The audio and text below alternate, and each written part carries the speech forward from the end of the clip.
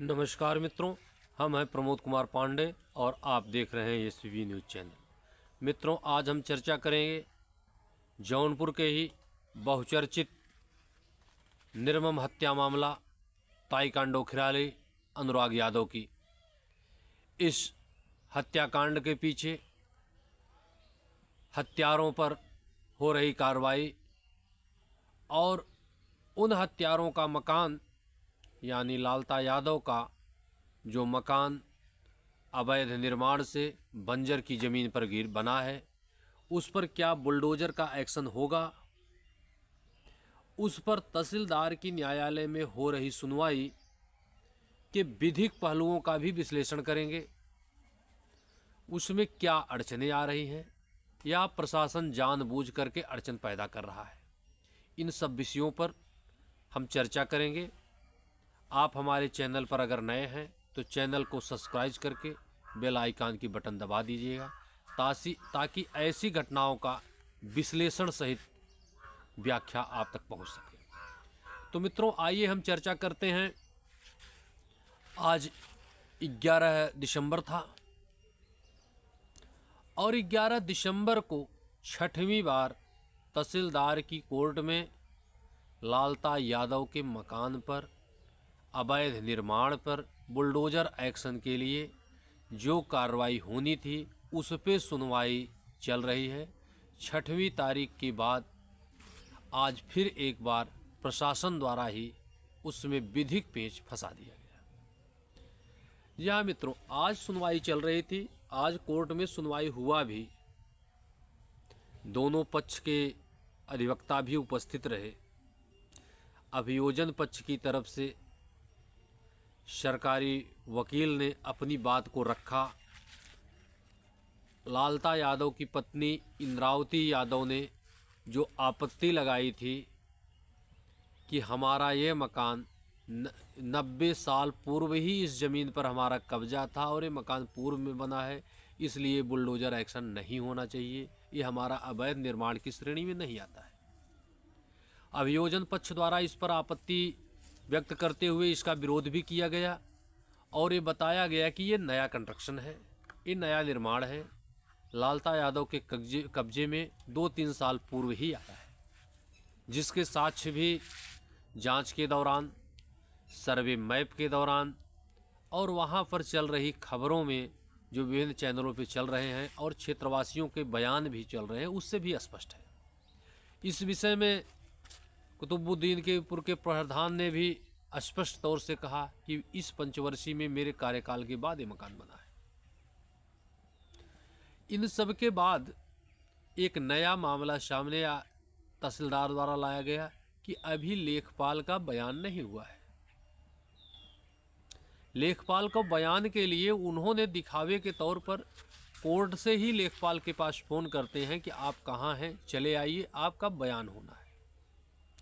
और लेखपाल साहब कहते हैं कहीं टीम के साथ पैमाइश में गए थे, क्षेत्र में हैं, अभी आकर के हम बयान कर देंगे।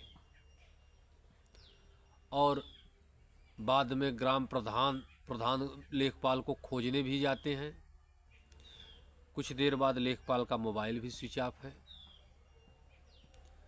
तो क्या तहसीलदार को तभी पता चला कि लेखपाल का बयान होना था, या इस पत्रावली के बारे में पहले से उनको जानकारी थी?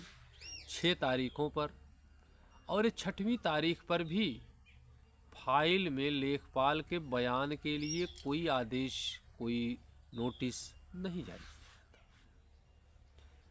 था। बाद में पक्ष अगली न्यायालय से भी इसका लाभ ले सकता है, परंतु ऐसा फिर भी नहीं किया जा रहा है।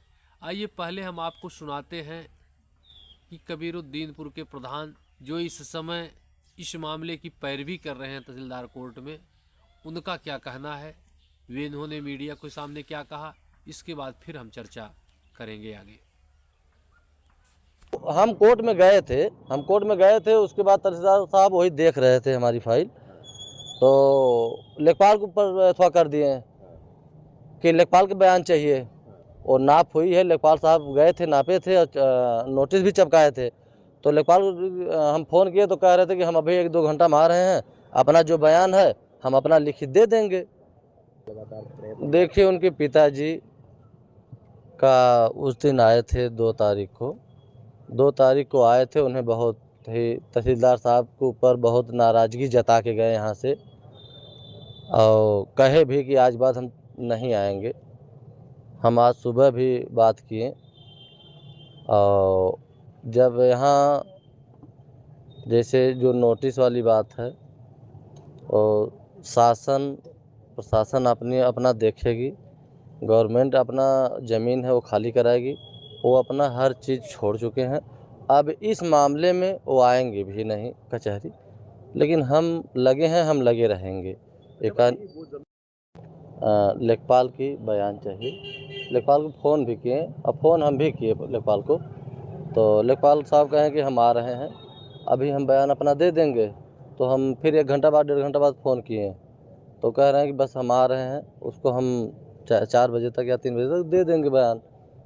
तो उसके बाद फ़ोन अभी लगा रहे हैं तो मोबाइल स्विच ऑफ बता रही है उनके। वो बिथार गई, कोई पूरी टीम गई है, कोई नाप उप हो रहा है। तो क्या लगता है जिस तरह से इंद्रावती ने आपत्ति लगाई थी, उसका मकान कई वर्षों पुराना है जो बना हुआ है, आप प्रधान हैं गाँव के? नहीं, कई वर्षों पुराना नहीं है, वो तो पुराना वाला तो हम बता नहीं सकते, लेकिन जो नया वाला है वो तो जल्दी में बना है। अभी जिस पे नोटिस लगी है उस पे वो तो अभी लगभग 2.5-3 साल हुआ है बना हुआ है। हम चुनाव जीते उसके बाद बना है वो, उसको हम भलीभांति जान रहे हैं। तो क्या आपत्ति लगा, जैसे भ्रमित किया गया है प्रशासन को? नहीं, आपत्ति तो आज सुनवाई हुई, तहसीलदार साहब सुने हैं। अब लेखपाल के वही बयान हो जाएगी, उसके बाद उसकी कार्रवाई होगी। अब यही आश्वासन दिए हैं। तो आपको क्या लगता है कि कार्रवाई होगी, वीडियो चलेगा जिस तरह से अभी तक? तो अब देखिए, अब उस दिन तो काला दिवस था 6 तारीख को। आज तो फाइल को देखें और सुने भी और कहे भी, लेखपाल साहब को फ़ोन किए। अब इससे लग रहा है कि नहीं, उस पे फाइल को अब देखा जा रहा है। ये लग रहा है कि नहीं, जो बुलडोज़र चलेगा गिर जाएगा। तो ज़मीन के बारे में आपको जानकारी होगी कि आप प्रधान थे, इसके पहले आपके घर के लोग प्रधान थे, तो ज़मीन है किसकी? वो ज़मीन ग्राम समाज है, बंजर है, जीएस ज़मीन है, वो सरकारी ज़मीन है। ये सबको मालूम है, तो इतना लेट क्यों हो रहा है, इस पर नहीं आपने सवाल किया? आपने तहसीलदार के साथ गए थे, पूछा कि सब कुछ? अच्छा, इसके पहले जब तहसीलदार पहुंचे थे उस समय जब पूरे गांव का नाप कर रहे थे कि अपनी ज़मीन हम तलाश रहे हैं, तो क्या उस बात को लेकर और इस बात को लेकर कोई खुन्नस है, इसलिए ऐसा विलम्ब किया जा रहा है? नहीं है, तो ये तो सही बात है, क्योंकि उस दिन पूरा गांव नाप रहे थे, तो हम लोग कहे कि पूरा गांव मत नापिए, जितना हत्यारा का ज़मीन है उतना ही नापिए, और पूरा गांव नापने कोई ज़रूरत है नहीं। अब पूरा गांव नापने लगेंगे तो पूरा गांव पूरा कबीरुद्दीनपुर नापिए, जितनी जीएस है खाली कराइए। हत्यारा का जो हत्यारा है उसका ज़मीन आप नापिए, उसका ही गिरवाइए मकान। जो नया मकान है अभी 2-2.5-3 साल हुआ है बना हुआ है, हमारे चुनाव के बाद बना है, उसको गिरवाइए। पुरानों को तो हम नहीं बता सकते कब का बना है, लेकिन जो नया बना है उसको बहुत भलीभांति जान रहे हैं। नहीं, तो आपको लगता है कि जिस तेजी के साथ उस दिन नपाई हो रही थी, उसके बाद अधिकारियों में तेजी दिखाई दे रही कि नहीं दिखाई दे रही? नहीं दिखाई दे रही है, एकदम शांत हो गए हैं। हमारे तहसीलदार साहब एकदम शांत बैठे हैं। आज हम देख रहे थे, जब फाइल देख रहे थे तो उनकी हम रवैया देख रहे थे, किस तरीके से वो देख रहे हैं फाइल। उन्हें पॉजिटिव माइंडसेट नहीं था कि कार्रवाई जल्दी होनी चाहिए। अब उनके मन में तो यही है कि बस डेट पे डेट लेखपाल को दिखा रहे हैं। वो चाहे तो तुरंत तत्काल लेखपाल को बुला के तुरंत जो है बयान लेके और तत्काल उसको कार्रवाई कर देना चाहिए। नहीं, जब आज देखिए किसी का बयान होना होता है तो उसको पहले से उस अधिकारी को सूचित किया जाता है, उस कर्मचारी को सूचित किया जाता है। तो क्या लेखपाल को जानकारी नहीं थी कि उसका बयान होना है, वो चला गया? अब हम लोग जब आए फाइल देखने लगे तब वो बोल रहे थे तहसीलदार साहब। उन्हें तो पहले ही बता देना चाहिए, पहले उन्हें नोटिस देनी चाहिए ना लेखपाल को कि लेखपाल रहेगा, मौजूद रहे, वो तुरंत देखे, तुरंत बयान दे, काम खत्म हो। लेकिन नोटिस कुछ नहीं दिए थे। लेखपाल को हमारे सामने फ़ोन किए, इन्हें तो कल ही या उसी दिन 6 तारीख को जब था या उसके बाद काला दिवस था, उसके कल 7 तारीख को इन्हें नोटिस दे देना चाहिए कि उस दिन आके बयान दे दीजिएगा और उस पर कार्रवाई होगी। लेकिन आज फ़ोन कर कह रहे हैं, तो इसमें तो सरासर ये लग रहा है कि नहीं, इसमें बहुत ढिलमगई हो रही है। छोटे छोटे मामला तेजी काम चल रहा है और इतना बड़ा मामला पूरे भारत में पूरे विश्व में फैल गया है इस घटना को लेके, लेकिन इसको एकदम ये जान लीजिए कोई कार्रवाई ढंग से नहीं कर रहे हैं सब। क्या आप भी आना बंद कर देंगे, जैसे पिताजी ने आना बंद नहीं, कर हम दिया? आना बंद नहीं करेंगे, हम आते रहेंगे और इन लोगों को देखते रहेंगे कि ये लोग क्या कर रहे हैं। अच्छा, मतलब आपको उम्मीद अभी बची हुई है थोड़ी बहुत? जरूर जरूर उम्मीद बची है, और नहीं फिर अभी तो हम लोग आज देख ले रहे हैं कि लेखपाल साहब क्या कर रहे हैं। नहीं, हम लोगों का प्लान लखनऊ जाने के मुख्यमंत्री से मिलने का विचार है, और परिवार के साथ हम लोग जाएंगे, मिलेंगे और हर बातों को शेयर करेंगे उनसे, मुख्यमंत्री जी से, योगी बाबा जी से हम लोग हर बात शेयर करेंगे और कहेंगे कि ऐसे ऐसे हम लोगों के साथ हरकत हो रही है। अधिकारी भी हमारे लोग को हमारी फाइल जो है देख के बस टाल दे रहे हैं, इसका निवारण नहीं कर रहे हैं। इतनी निर्मम हत्या हुई, इन्हें तो तुरंत तत्काल ले लेना चाहिए निर्णय। अच्छा, ये बताइए, आप छोटे जनप्रतिनिधि हैं, ग्राम पंचायत के प्रधान हैं, क्या बड़े जनप्रतिनिधियों का साथ आपको मिल रहा है, चाहे वो जिला पंचायत हो या वहाँ के विधायक हो या मंत्री हो? देखिए, हमें किसी का नहीं मिल रहा है, कोई विधायक किसी पूरे जिले की बात कर रहे हैं, ये कोई जगदीश नारायण राय के छोड़ के और किसी का नहीं मिल रहा है। उस दिन एक सांसद जी भी गए थे, धनंजय सिंह, वहाँ पे वो भी लगे हुए हैं और गए थे, 1 लाख रुपए का चेक भी दिए थे। उन्हीं का हमें लगा कि नहीं कुछ किए हैं, और नहीं जिले में तो बहुत मंत्री विधायक हैं और कुछ नहीं किए हैं। कोई पैसे की मदद नहीं हुई? कोई पैसे की मदद नहीं किए। प्रशासनिक मदद या प्रशासन को फोन लगाया हो, कहा हो या कोई नहीं, कोई ऐसी बातें नहीं है। प्रिया सरोज भी गई थी, उन्हें तो ये कहना चाहिए कि हत्या, तो खुद एडवोकेट हैं, वकील हैं, केस क्यों नहीं लड़ रही? नहीं, उन्हें तो कहना ये चाहिए, वो केस लड़े या न लड़े, लेकिन ये कहना चाहिए उन्हें कि जो हत्यारा है, निर्मम हत्या हुई है, उसको कड़ी से कड़ी सजा मिलनी चाहिए। तो बुलडोजर के खिलाफ बुलडोजर नहीं चलना चाहिए। लेकिन वो तो वहाँ पहुँच के ही इतना हमारे ग्राम सभा के लोग आक्रोशित थे, फिर भी वो कह रहे हैं कि बुलडोजर नहीं चलना चाहिए, नहीं संविधान में है।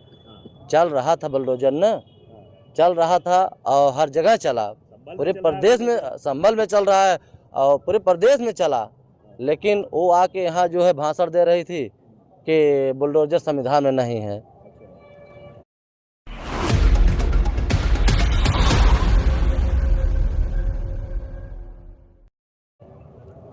सरकारी जमीन तो खाली कराई जा सकती है ना, सरकारी जमीन हो या तालाब की जमीन हो, जो सुप्रीम कोर्ट की गाइडलाइन है, तो सरकार की जमीन, उस पर तो बुलडोजर चल ही सकता है ना? एकदम चल सकता है।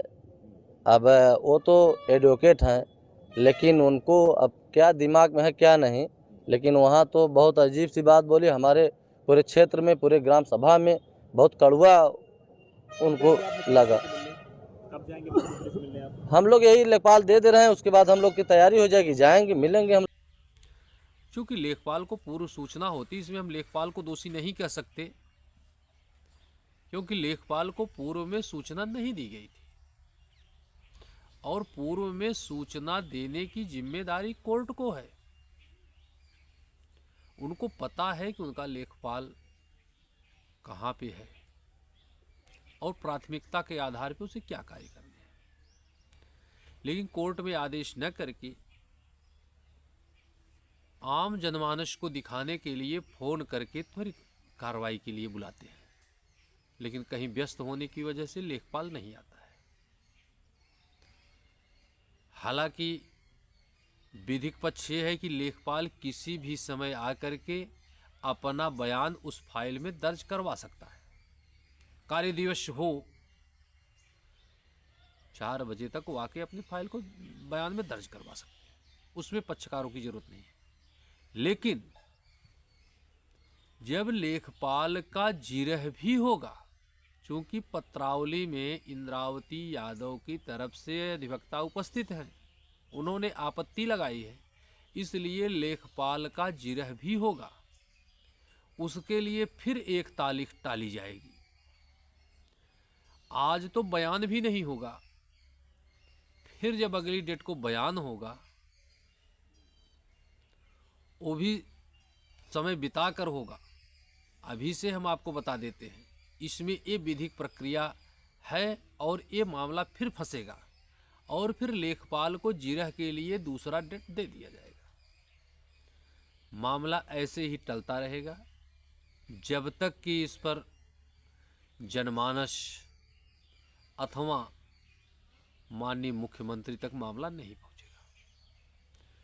क्योंकि अगर प्रशासन चाहता, जितनी शीघ्रता से पैमाइश हुई थी, धरना और विरोध प्रदर्शन के समय जैसी सक्रियता प्रशासन द्वारा दिखाई गई थी, ऐसी सक्रियता अगर रही होती तो अब तक बुलडोजर एक्शन हो जाता। और जगहों पर बुलडोजर एक्शन हो रहे हैं।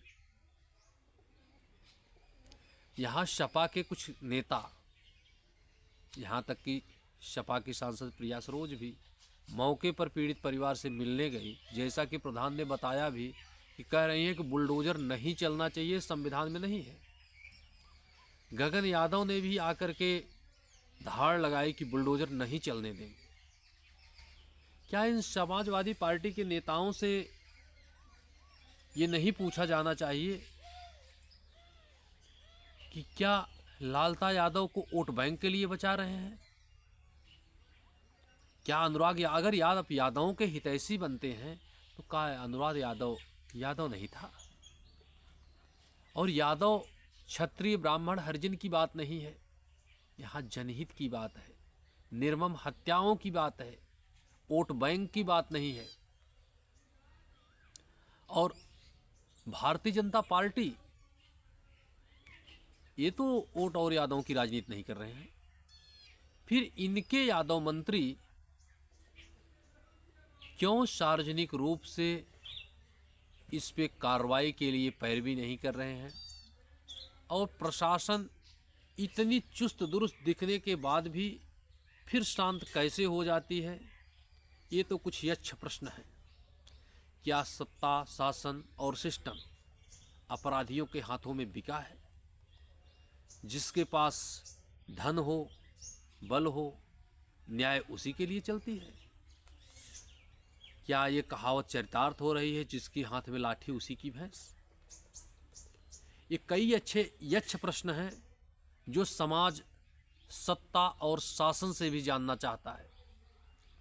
अभी आपने देखा जौनपुर जनपद में ही एक ऐसी सुसाइड हुआ जिसमें एक होनहार इंजीनियर ने इस सिस्टम और न्यायपालिका से भी तंग आकर के दम तोड़ दिया। आखिर ये सिस्टम, ये प्रशासन कब तक जीतेगा? ऐसे कानून ही क्यों बनाए जाते हैं जो जनता के हितों को नुकसान पहुंचाएं? अब यहाँ तो ये विधिक प्रक्रिया फंस ही रही है कि अभी इस पे और तारीख पे तारीख पड़ेगी। अभी बुलडोजर एक्शन नहीं होने जा रहा है। अनुराग के परिवार को इंसाफ मिलने की उम्मीद अब भी धूमिल है। अगले एपिसोड में हम इसके और विधिक पहलू और विश्लेषण के साथ फिर आएंगे। तब तक के लिए आप अपने दोस्त प्रमोद पांडे को दीजिए इजाज़त। तब तक जय हिंद।